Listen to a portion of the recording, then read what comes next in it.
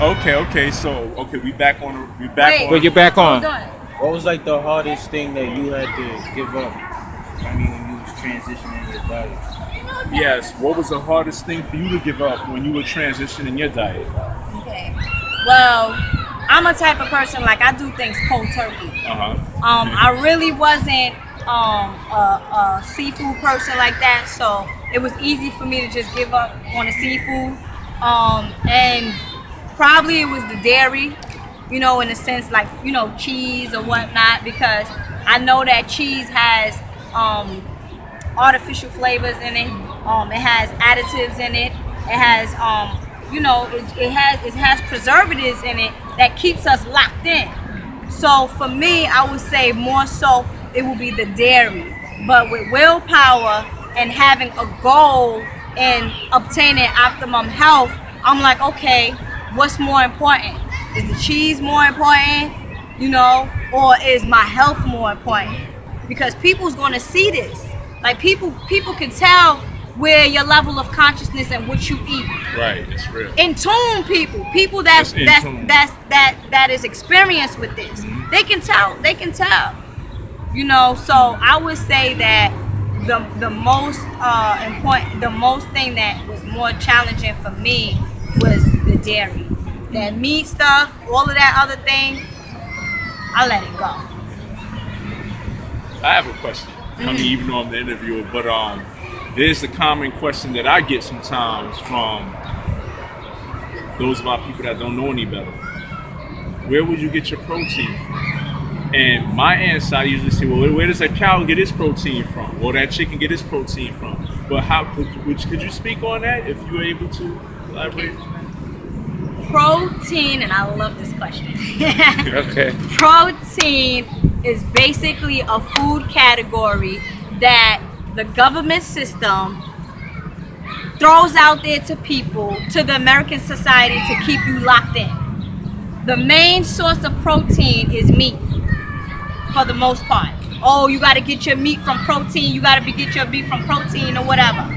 I mean, you got to get your protein from meat. You got to get your protein from meat or whatever. But protein is a form of an amino acid. Now, what happens when the amino acids interacts within your body system? It transforms into another food substance. So you could get protein from something as small as a grape seed, because protein, once it interacts with enzymes and other digestive organs, it transforms into other food substances, as I just said. Now, take a look at this. A gorilla, which is one of the strongest animals out there. Where he get his protein from? Think about that. They don't eat no meat. No meat. How does he build this thing called muscle? It's the matrix. It's a mind control to get the American society, mainly black folks, carbonated folks, on protein-based food. And what happens when you have too much protein levels in your blood? Albumin. Albumin, which in fact not decrease but degenerates or affects or deteriorates your kidneys, because your kidneys is what filters the blood alongside the liver, but the kidneys is what it filters the blood so that it can come out of the urine or whatnot, the urinary system. So it taxes those kidneys. So as a result, you have too much protein in your blood. All right, you have albumin, kidney disease, kidney stress, kidney stones, kidney this, kidney that, can't go to the bathroom. Come on. We have to get back into knowing, all right, what's protein? All right, protein is an amino acid. All right, what's an amino acid? Amino acid is this. Mind you, tryptophan is an amino acid. Tryptophan gives rise to melanin. Melanin is a molecule that is embedded in carbonated folks. So what you telling me now? I want to say something else too, just to add on to what you just, that beautiful elaboration of yours in regards to getting certain nutritional substances from meat. Now, this is something I heard medical doctors say, that the body needs the B12 vitamin And the only place you can get a B12 vitamin from is the meat, the animals. Now, just if can I just share this short story real quick? Sure. This several years ago, I was applying for Local 3, the electricians union. So I went, got my medical physical, and he said, wow, he said, you in good shape, for your age. He's like, most people, 10 years younger than you. I said, what you do? So I told him, well, I have a vegetarian diet. No, bro, you need meat. You just told me I was in great health, in great shape. Now you telling me that I'm doing something wrong. Evidently what I'm doing is right.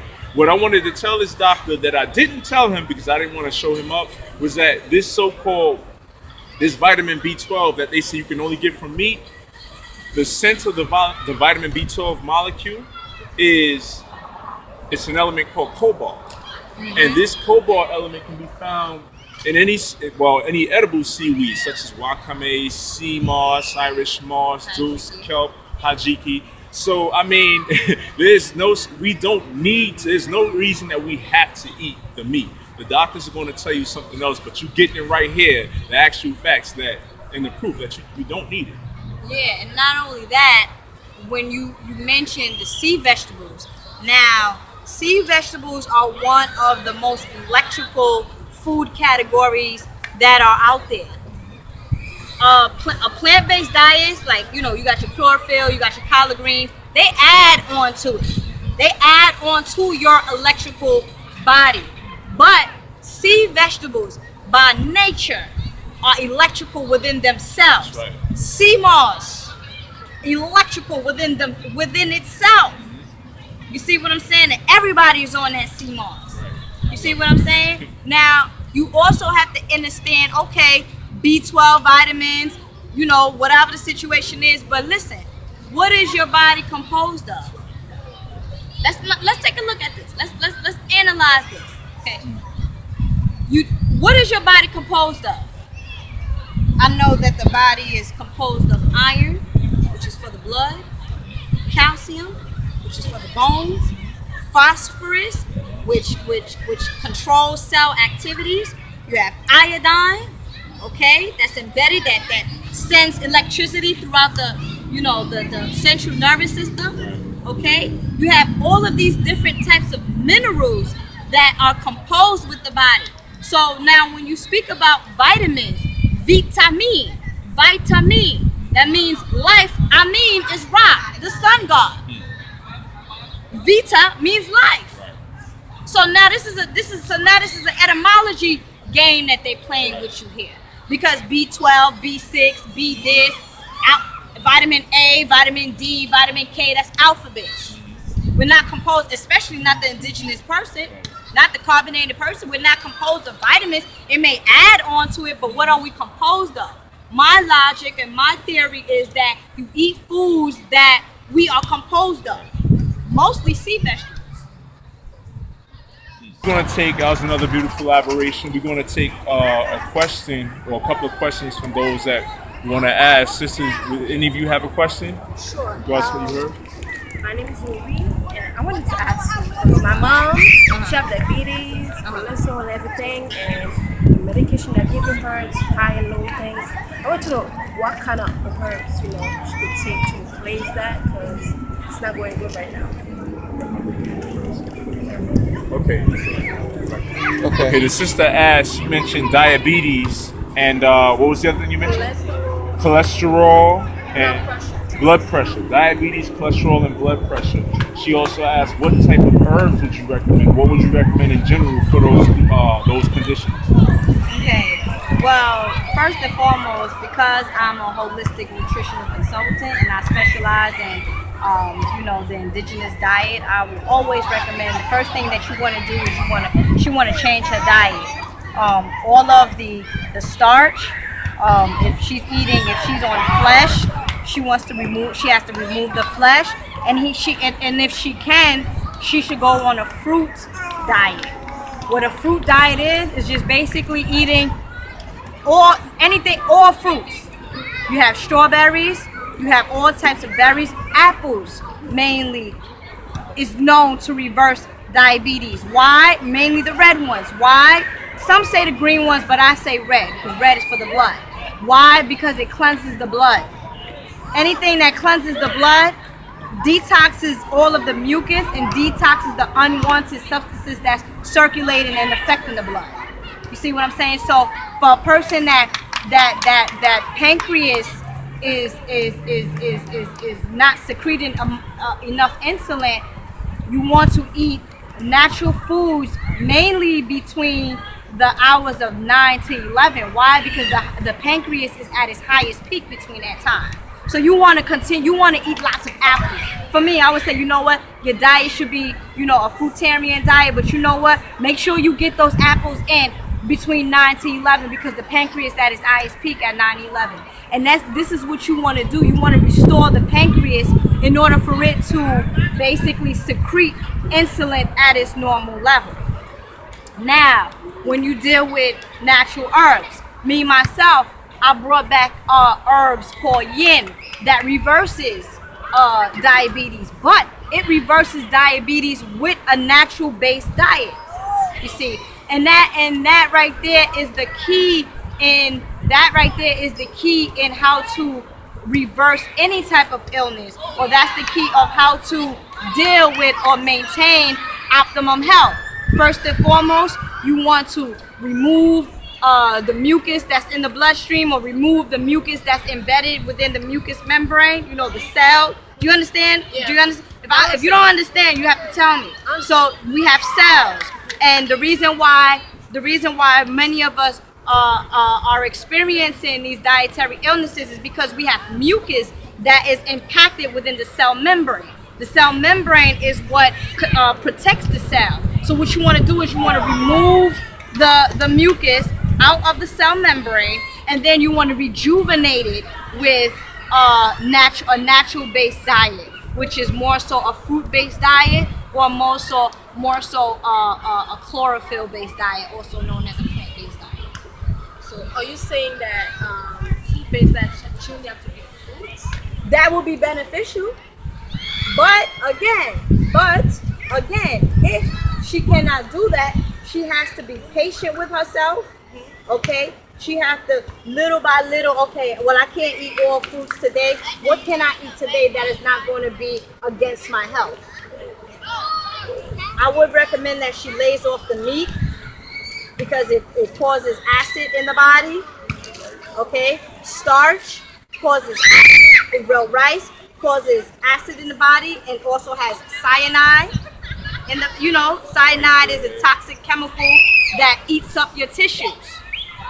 You see, so you want to the two most things that you can benefit from is removing eliminating the meat, the dairy, and eliminating the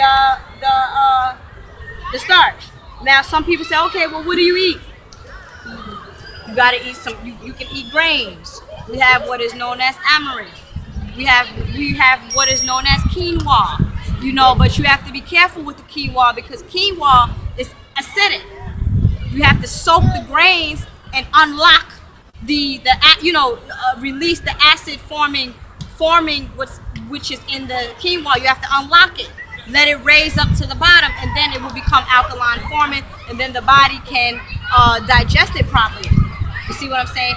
Lots of vegetables. You have to ask your mother, okay, mom, what vegetables do you like the most? Start off that way. What fruits do you like the most? Make sure, if you can, try to be organic, because you don't want any genetic engineering. You don't want any type of genetic genetically modified foods that's going to alter her genetic makeup or her DNA, which makes up her whole body system. Okay, so I just finished touching bases on rice. Now we want to talk about canola oil, because lots of people, canola oil is a little bit more healthier than regular oil. Let me tell you something, brothers and sisters, let me be the one to share this information. Canola oil is toxic. Canola oil has been genetically engineered between a canola plant, which is also toxic, and uric acid. Oh God, I didn't know that. That's uric acid. I always mistaken that for uric acid. That's why I get a little tongue twisted. But it's uric acid. So uric acid acid, canola plant, which is hybrid, and rapeseed oil. It is the rapeseed oil that contains the uric acid. You see, so the uric acid also destroys your tissues. It also destroys your organs. In fact, it is poisonous to the body. Okay, uric acid is very poisonous to the body, and what does it does? It is capable of forming cancer within the blood, because the poison gets, the bloodstream or whatever goes throughout your whole body. So it will concentrate. The poison will concentrate itself in a specific area. So it is capable of that cancer, that cancer in the blood. Now, I was also talking about garlic in my interview with Dr. Alkaline Bey. Shout out to Dr. Alkaline Bey. That's my brother right there. Garlic is extremely toxic. The main substance in garlic is known as sulfone hydroxyl. Sulfone hydroxyl is capable of causing mucus within the membrane, which is the ultimate disrespect to the cells. It passes through the corpus callosum in the body, and it destroys, it kills brain cells. Okay, and is poisonous to the bloodstream. Okay, if you rub a raw clove of garlic, within the palm of your feet, you will feel it. You will smell it within 2 minutes at the palm of your hand. Okay. So it basically disrupts the cell membrane. It kills brain cells and dissociates the right and left hemisphere from one another. And I'm saying this to say that we have to begin to do our self-research. Yes, a lot of people go into, well, garlic fights cold, and garlic fights fungus, and garlic fights this, and garlic fights that. But what happens to all of the bacteria that this quote-unquote garlic fights? You see what I'm saying? The bacteria now is embedded or gets stored up in the bloodstream. So now you have another illness that occurs from this acid, this acid reaction. And the reason why garlic is so can do that, because it is acidic. The reason why fungus can kill, the reason why garlic can kill fungus, the reason why fungus can cure a cold is because it is acid. You see, but that's not the first and foremost thing that people should run to.